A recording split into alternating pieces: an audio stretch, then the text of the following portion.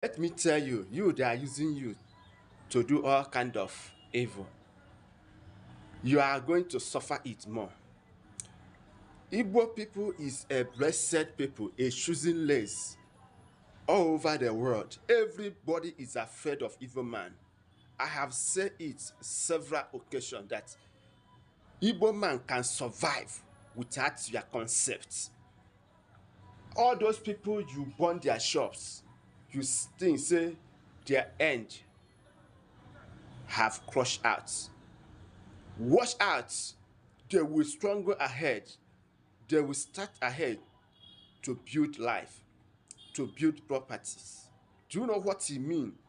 A person who starts business, do you know what it takes to build a business, to nurture a business for many years, for many decades before they will be a person they want to be in life?